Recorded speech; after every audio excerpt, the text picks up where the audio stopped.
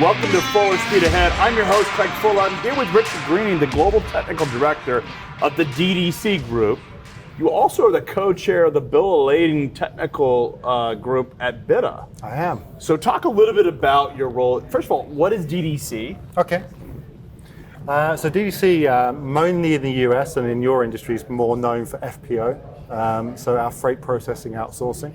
The DDC Group consists of 9 businesses globally, 7,000 employees, and we work in over 40 languages. And primarily what we do is outsourcing. And you do BPO, business outsourcing. Absolutely. As it relates to freight, a lot of it is LTL entry, a bill laden entry. Absolutely. At the moment, so the FPO side of our business does over 30% of the LTL market. So we take that, the BOL that everyone produces, and we process that for them within whatever time frame that client wants and feed it back into their systems. So it helps automate their workflow, improves their ability to accurately make sure the data is entered properly. And you're doing both using a combination of machine intelligence, OCR, and human intelligence. You actually have humans that are in many ways behind the curtain, if you will. Absolutely, and so it's a hybrid model, but I guess I'm not the sales guy, but our pitch is we do it faster, cheaper, and better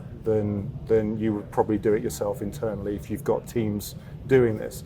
And that is that combination, because we've built the technology that allows us to process freight, and specifically using lots of different OCR tools that will work on handwriting recognition, will work on different fonts, etc. We've built up thousands of templates in the background that just churns through this stuff. And when we come across one that we can't, obviously that goes into a sort queue that would create more templates for us to be able to automate it next time. That's the machine learning element of it.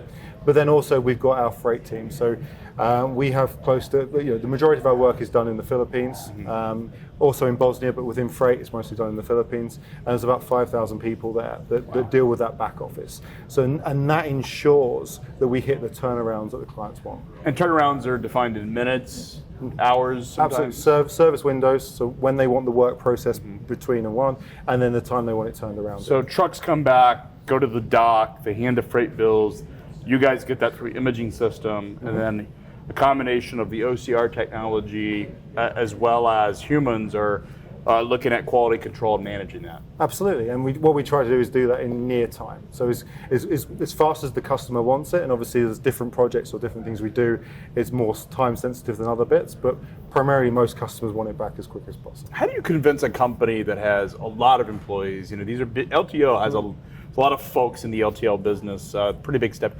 How do you convince them to outsource that to your firm? Faster, cheaper, and better. And more accurate. Yeah, because we specialize in it. And you say, so as much as we specialize in the LTL market, and that's what FPO does, any of the other sectors that we work in around the world, we become experts over time. So we rarely start in a sector and say we're going to be the best. It comes after, we've been going 30 years, so it comes after an awful lot of knowledge. And because we deal with these same problems every day, and then we deal with a multitude of clients, we become very good at being able to do that quicker than quite often most times can do themselves. You joined BITA last year. You now are the co-chair of one of the technical groups. Talk a little bit about what it is that you're hoping to accomplish with BITA, and more broadly, why did you join? Sure. Okay. So first of all, what's been put together with BITA is really interesting, because it's a safe place for people to talk. Right. That's we at the start of everything we get all of the bits out of the way, and then we're focused on the task at hand, and that's and obviously our group is focused primarily around that bill of lading and what that can be done.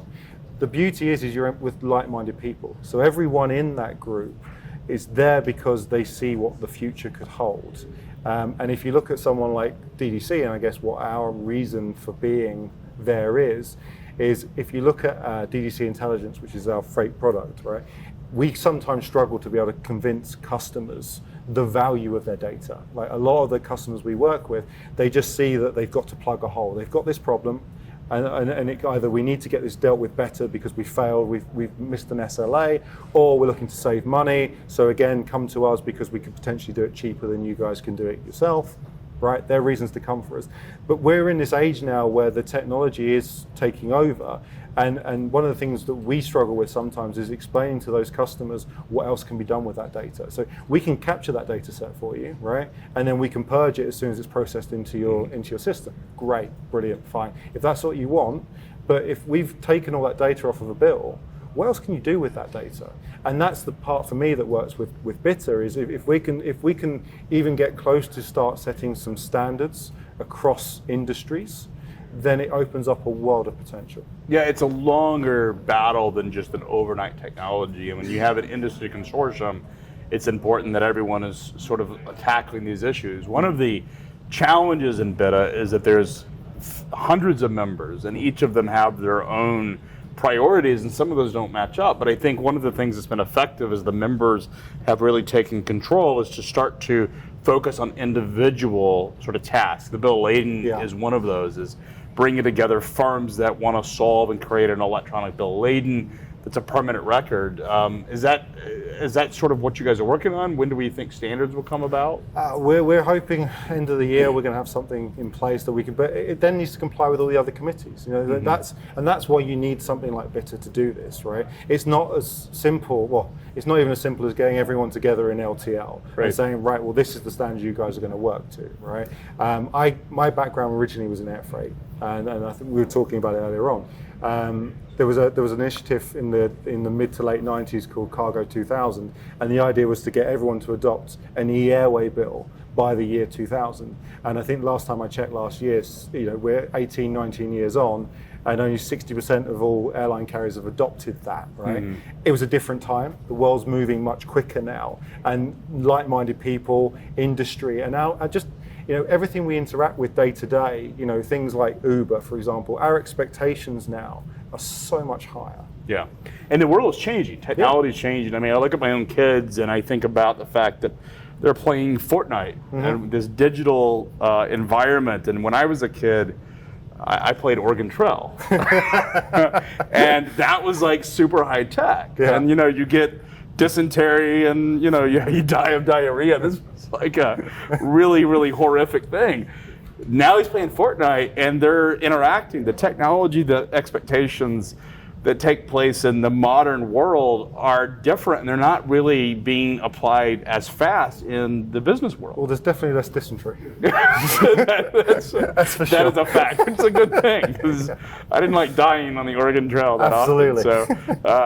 So, but no, I agree. And it's the generation that's coming up now, they're learning so much quicker. Right. They're so much more advanced, and they get things just like this. Yeah, for sure. And they have expectations of collaboration. It's interesting when you hire somebody that has grown up in that Fortnite sort of generation and enters the workforce, and they enter up on a AS400 green screen. It's like, what happened? It's a very different world for them. Yeah, I mean, their jaw's going to hit the floor, right? Yeah. And that's a real factor for a lot of our clients, that we have to work within those environments. Right. Still. So in many ways, you guys at DDC are helping to bridge the gap between the manual processing paperwork world and a more digital environment. Yeah. And you're sort of using that human intelligence to do that. Yeah, and I think you say there must be plenty of carriers out there that see what you guys are doing and what Sonar does, right, and be like, that's really cool, right? But we're a million miles away from that. Yeah, for sure. And the reality is they're probably not. It's just data. Just need a way to get that data out before they can use more sophisticated, we'll call them Fortnite type tools, right? Right. So. Yeah, we moved beyond Oregon Trail. As you think about BITA, there's been a lot of skepticism about blockchain. The blockchain, the crypto sort of craze, if you will, was last year. A lot of the noise has sort of died down around blockchain. You guys are still believing that blockchain is a foundational technology, or do you think it's more broad in terms of getting the industry together through BITA brings whatever the application is, it's sort of technology agnostic? I think what's going to happen, so I think what BITA's good at and what it's doing right now is looking at setting standards, right? And that's important. We need to know that the sky's blue. We need to know that the water's wet. And if we can do that, we can build from that and take that forward, right? And then whatever that becomes, I always remember back to a good example was WAP technology, like in the late 90s, early 2000s, because everyone wanted to put WAP onto a phone so that they could have access to something. And then the phone technology overtook, and you could have HTML. Right. So WAP was dead overnight. Yep, for right? sure. So the key right now is to take a step back and look at setting standards. We need to know the water's wet and the sky's blue. Mm-hmm. Yeah, and there's a lot of opportunity to do that, but there's a ton of stuff happening. Well, I really appreciate you coming in to Freight Alley. Glad to be here. I'm looking forward to the fortnight days of freight. We're still in the Oregon Trail. We haven't gotten by there. We're dying of dysentery. It's not a good thing. Not a good thing. But the good news is the fortnight opportunity is ahead of us, and I'm really excited about what that may come of it. So, Richard, really appreciate you coming in. Thanks for doing this on Full Speed Ahead.